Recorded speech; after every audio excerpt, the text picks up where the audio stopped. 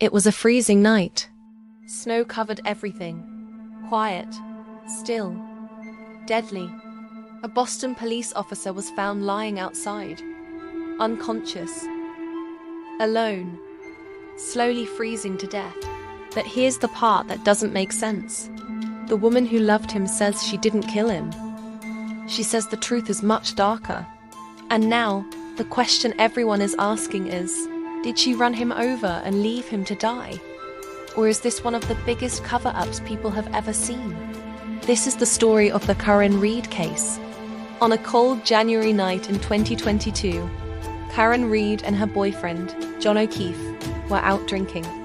Their relationship wasn't perfect.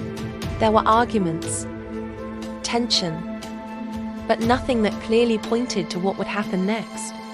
At some point during the night, they arrived at a house party in Canton, Massachusetts.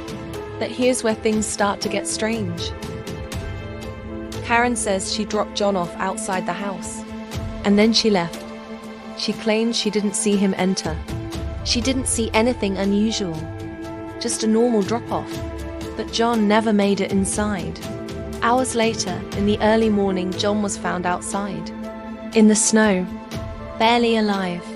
His body was cold, unresponsive, and not long after he was pronounced dead. But what shocked investigators wasn't just the death. It was how he died. Prosecutors quickly built their case. They claimed that Karen Reed, in a moment of anger, hit John with her car, then drove away, leaving him outside in the freezing cold to die. They pointed to damage on her vehicle, her behavior that night, and statements she allegedly made like, "Did I hit him?" To them, it was simple. A tragic argument, a reckless decision, and a man left to die. But Karen Reed says that story is completely false. Karen's defense tells a very different story. They claim John was never hit by a car at all. Instead, they believe he went inside that house, and something happened. Something violent. According to them, John may have been attacked, possibly beaten, and then dragged outside, left in the snow. And here's where it gets even more disturbing. The defense suggests a cover-up, because the people inside that house, some of them were connected to law enforcement. This case has divided people completely. On one side, those who believe Karen is guilty. On the other, people who believe she's being framed, that the investigation was flawed and key evidence may have been ignored. Online, the debate is intense.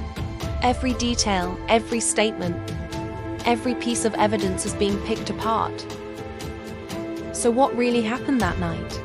Did Karen Reed hit the man she loved and leave him to die in the cold? Or did something happen inside that house that no one wants the world to know? As the case continues to unfold, one thing is certain. The truth is still buried somewhere between two completely different stories. And until that truth comes out, this case will keep haunting everyone who hears it. What do you think? Do you believe Karen Reed is guilty? Or do you think this is a cover-up?